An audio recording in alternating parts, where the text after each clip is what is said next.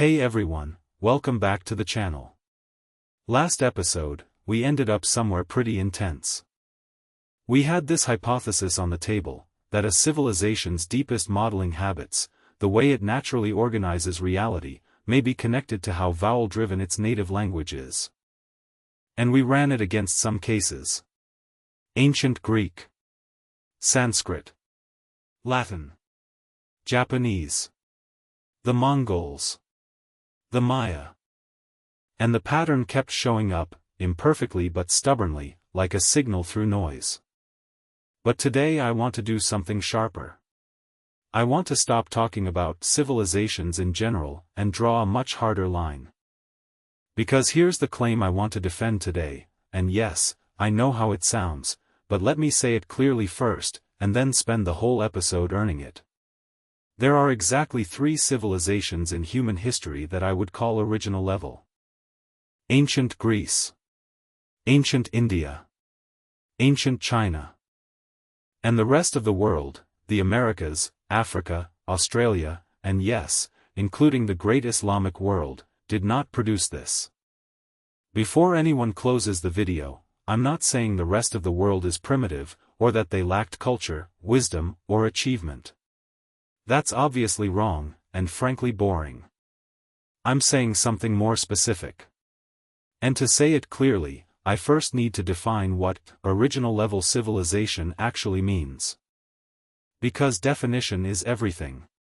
So let's build this definition carefully, starting by clearing the ground. When most people hear advanced civilization, they picture a checklist, writing systems, monumental architecture, agricultural surplus, military organization, trade networks. By that checklist, many civilizations qualify: Egypt, the Aztecs, the Inca, the Maya, Angkor, Great Zimbabwe, a very long list. What that checklist is actually measuring is whether a group of humans could organize themselves at scale and leave a lasting mark on the material world. These are real achievements. But this is not what I mean by original level. I'm not measuring artifacts, the size of temples, or the diameter of aqueducts. I'm measuring something harder to see, but more fundamental, a self-driving philosophical axis that organizes an entire civilization's way of thinking. Now, before anyone exits the video, I am not saying the rest of the world was primitive. I am not saying they had no culture, no intelligence, no achievement. What I am saying is something much more specific. And to say it properly, I need to first define what I mean by original level civilization. Because the definition is everything here. So let's build it carefully. Let me start by clearing the ground. When most people hear advanced civilization, they think about a checklist. Writing system? Check. Monumental architecture? Check. Agricultural surplus? Check. Organized military? Check. Trade networks? Check. By that checklist, you get a lot of civilizations qualifying. Egypt, Mesopotamia, the Aztecs, the Inca, the Maya, the Khmer, Great Zimbabwe. The list goes on. And look, that checklist is real. Those civilizations were genuinely impressive. But that checklist is measuring something like, can this group of humans organize themselves at large scale and leave durable marks on the physical world? A civilization produced a complete ontological philosophy, a systematic answer to the question of what reality fundamentally is. Not just wisdom, ethics, or religion, but a structural attempt to answer the deepest question: what is the fundamental nature of existence itself? The axis means this philosophy wasn't just a text. It became the center of gravity for everything else in that civilization. Education revolves around it. Political theory revolves around it. Art and aesthetics revolve around it. Even science and technology developed in dialogue with it. Thousands of years, uninterrupted, this wasn't a single flash of genius. It was a living tradition, continuously generating new arguments, new commentaries, new debates. Even when the civilization was invaded, disrupted, or partially destroyed, the philosophical axis survived and re-established itself. It was resilient enough to carry itself through historical shocks. This is the definition. This is the threshold. When I apply it honestly, I find exactly 3 answers. Ancient Greece asked, Tuon, what is being? The moment someone decided this question was worth pursuing for a lifetime, something extraordinary began. Once you seriously ask, what is being, you must immediately ask, what is knowledge? What is the relationship between mind and world? What is truth? What is the good? These questions never stop, they generate each other. The Greeks didn't just raise the questions, they built a rigorous method of inquiry, logic, dialectic, systematic argumentation, and the demand for internal consistency. That's a real achievement. But it's not what I mean by original level. I'm not measuring artifacts. I'm not measuring square footage of temples. I'm not measuring the diameter of aqueducts. I'm measuring something harder to see, but more fundamental. Here is what I mean by original level civilization. A civilization produces a complete ontological philosophy, a systematic answer to the question of what reality fundamentally is, and that answer becomes the axis around which the civilization's subsequent development rotates, for thousands of years, continuously, without losing its core orientation. Ancient India asked a different but equally fundamental question: what is the nature of mind and experience? The Vedic tradition began with cosmological hymns, but quickly turned inward. The Upanishads asked, what is Atman? What is Brahman? What is the relationship between the individual self and the ground of all things? Then Buddhism arrived and pushed deeper, or rather, it negated the premise. There is no fixed self. What we take to be the self is a process, a flow of arising and passing phenomena. Everything is impermanent, interdependent, empty of inherent existence. Then Yogacara pushed further still: if there is no fixed external world and no fixed self, what is there? There is consciousness, layered consciousness, carrying the seeds of experience, constructing what we take to be reality. This is a complete ontological system. It explains what exists, what experience is, why suffering arises, and how liberation becomes possible.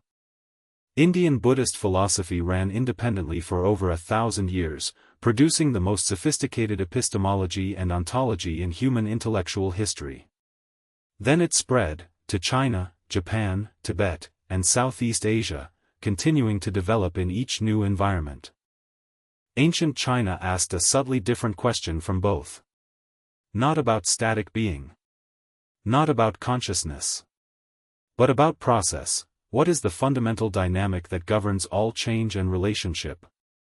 Greece asked about static being. What are the fundamental categories of reality? India asked about consciousness. How does experience generate the appearance of a world? China asked about process. What is the fundamental dynamic governing all change and relation? 3 distinct axes. 3 original level civilizations. In the Chinese classical framework, the answer is qi, not merely air, but the continuous, indivisible process by which reality differentiates into form and dissolves back into formlessness. The relationship between qi and li being the organizing structure and pattern within flow, the invisible thread of order underlying the movement of reality. From here grows the central concept of Tao, not a god, not a substance, not a static being, but the way things move, the very process by which reality operates.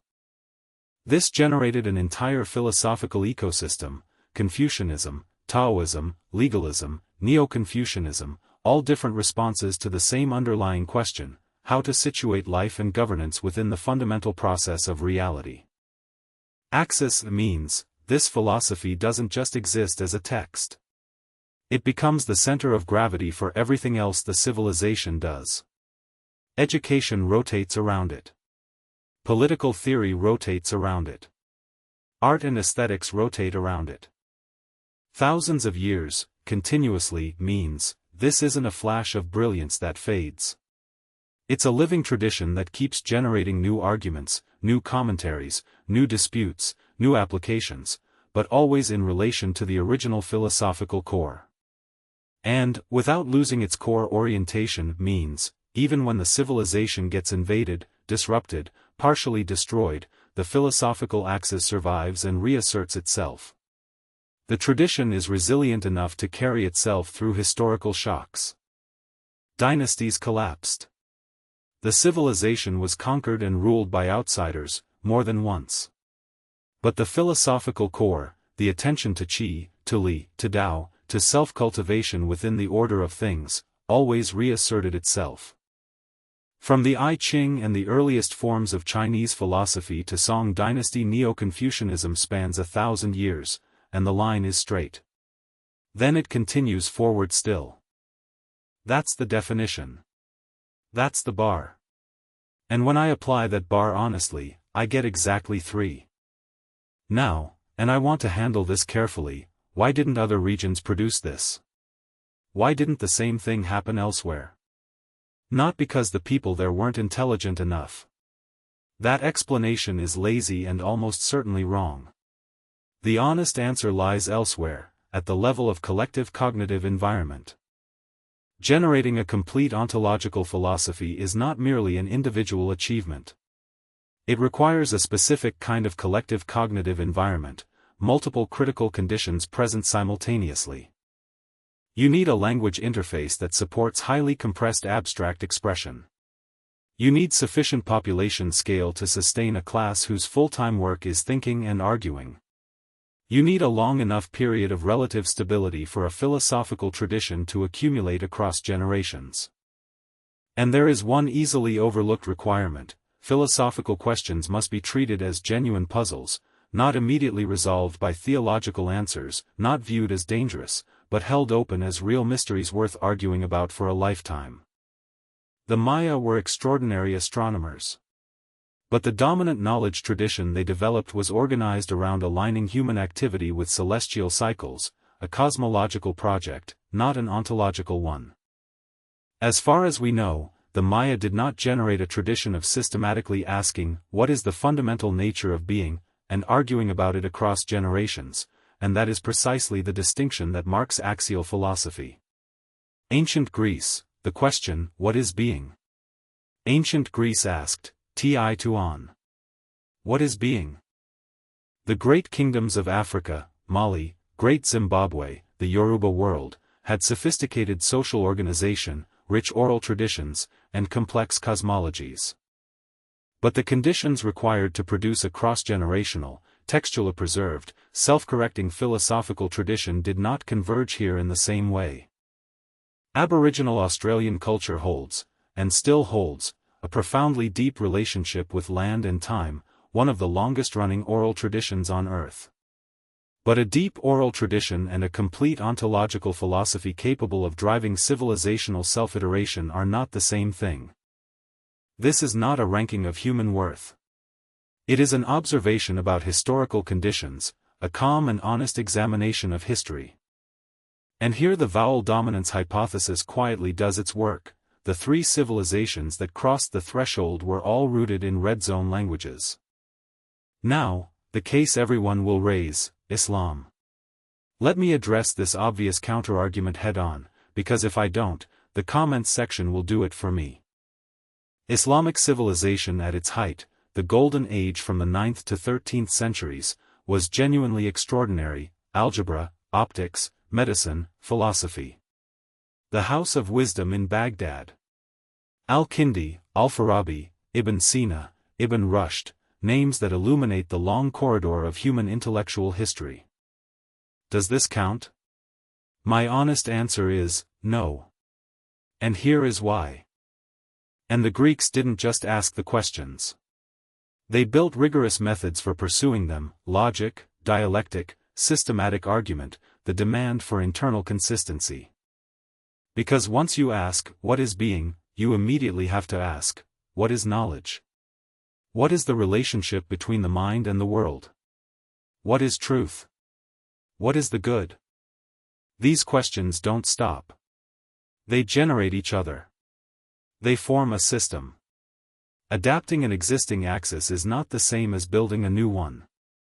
The result was not one answer. It was a tradition of disputing about the answer, a tradition that kept running. But only where there was an independent axis to sustain it.